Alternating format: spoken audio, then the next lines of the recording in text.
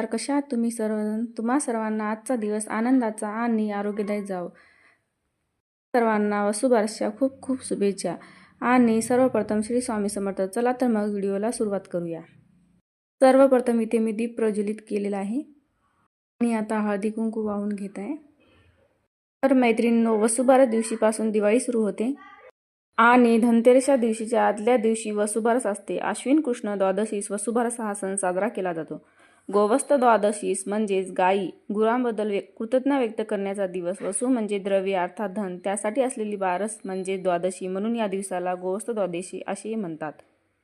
तर आपल्या हिंदू धर्मामध्ये गायीला अनन्य असे महत्त्वाचे स्थान असून तिचा सन्मान पूजा करण्याचा हा दिवस. या दिवशी गायीची पाडसासह पूजा करतात आणि या दिवसापासूनच अंगणात रांगोळी आणि दिवे लावून दिवाळीची सुरुवात करतात. घरी गुरे वासरे या दिवशी पुरणाचा नैवेद्य त्यांना दाखवायचा असतो. तर वसुबारस या दिवशी आपण गाई वासराची पूजा कशी करायची आणि या पूजेमागचे महत्त्व काय यांची संपूर्ण गोष्टीची माहिती आजच्या व्हिडिओमध्ये आपण पाहणार आहोत. तर आता मी अभिषेक करून घेत आहे. पहिले पाण्याने आणि नंतर पंचामृताने आणि नंतर पाण्याने अभिषेक करून घ्यायचा आहे. प्राचीन काळापासून गायीला पवित्र मानले जातात. गायीच्या पोटात 33 कोटी देव आहे असेही मानले जाते, म्हणून गायीला गोमाता असेही म्हणतात. गायीची उपयुक्तता ओळखूनच प्राचीन काळापासून गायीची पूजा करतात.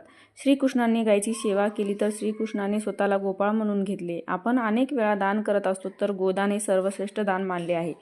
जिथे खरी गाय तिथे विठ्ठलाचे पाय असे तुकाराम महाराजांनी म्हटले आहे.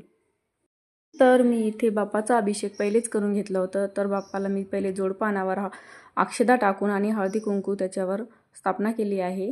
तर आता गाईसाठी जोडपानं नागवेलीची पाने घेत आहे आणि त्याच्यावर अक्षदा आणि हळदी कुंकू वाहून घेते आणि चौरंगावरती ठेवून देते.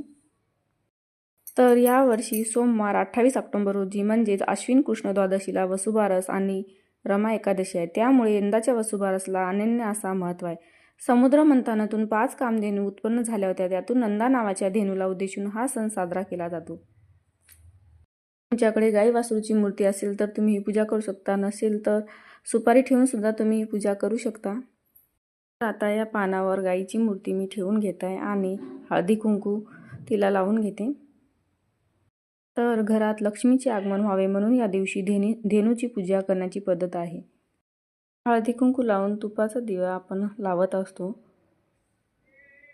नैवेद्यासाठी आपल्याला खडीसाखर, गूळ खोबरा आणि फळाचा नैवेद्य, तर त्याचबरोबर या दिवशी गुळाचा पदार्थ सुद्धा करतात. गणपती बाप्पाला हळदी कुंकू लावून वक्रतुंड महाकाये सूर्यकोटी समप्रभा निर्विघ्नं कुरु मे देव सर्व कार्येषु सर्वदा अशा प्रकारे बाप्पाची पूजा करून घ्यायची आहे आणि नंतर पुढील पूजेला आपण सुरुवात करायची आहे. समुद्र मंथनातून नंदिनी, शुभदा, सुरभी, सुशीला आणि बबुला या 5 कामधेनू जन्माला आल्या आहे. त्याच्या पूजनासाठी हा दिवस साजरा केला जातो. या दिवशी स्त्रिया आपल्या संततीच्या सुखासाठी आणि दीर्घ आयुष्यासाठी उपवास करतात.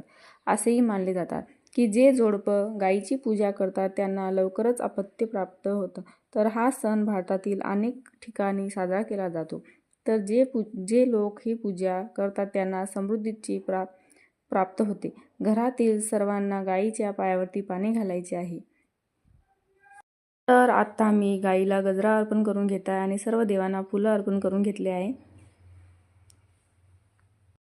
तर वसुबारसच्या दिवशी आपल्याला 12 दिवे लावायचे आहे. बारस म्हणजे 12. तर इथे मी माझी सगळी फुलं अर्पण करून झालेली आहेत. तर आता मी हे दिवे सर्व प्रज्वलित करून घेत आहे.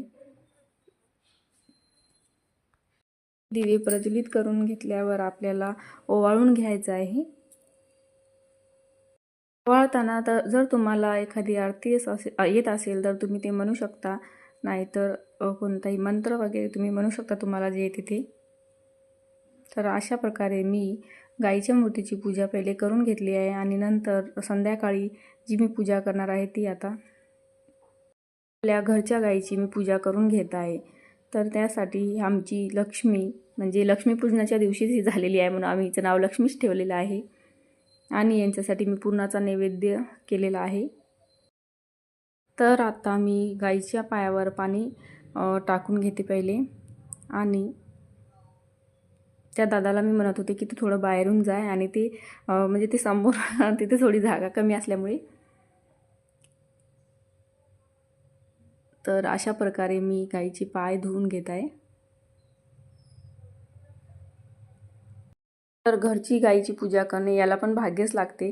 तर आता आमच्याजवळ गाई होत्या, तर मी आमच्या घरच्याच गाईची पूजा करून घेतली. आता यांना हळदी कुंकू लावून घेते. पहिले हळदीनंतर कुंकू आणि अक्षदा टाकून घ्यायचं आहे. आणि आता या गाईचा वासरू आहे तो त्याला पण मी हळदी कुंकू लावून घेत आहे.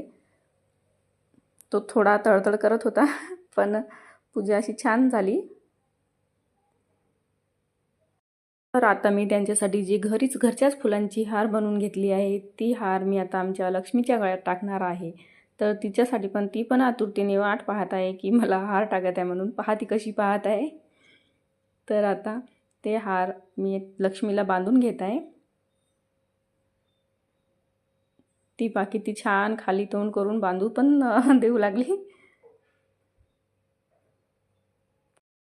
आता जो हा लक्ष्मीचा वासरू आहे तिला पण मी हार बांधून घेत आहे.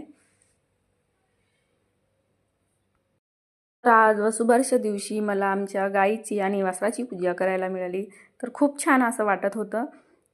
तर अशा प्रकारे मी या दोन्ही गाई वासराला हार बांधून घेत होती.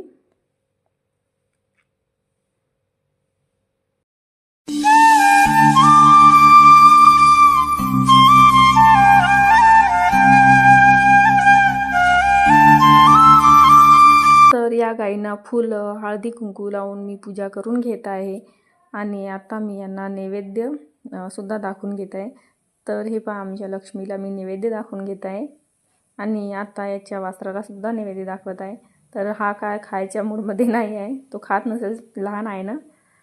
तर मी इकडे दिलेला आहे हातात, तर खाऊ घालते आणि पाणी पाजून घेत आहे.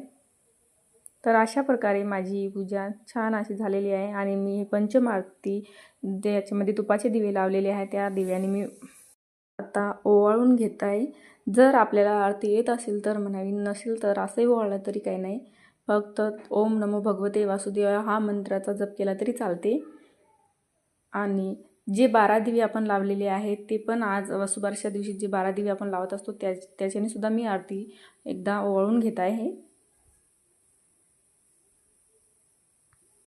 आरती झाल्यावर सगळ्यांना हळदी कुंकू लावून घ्यायचा असतो.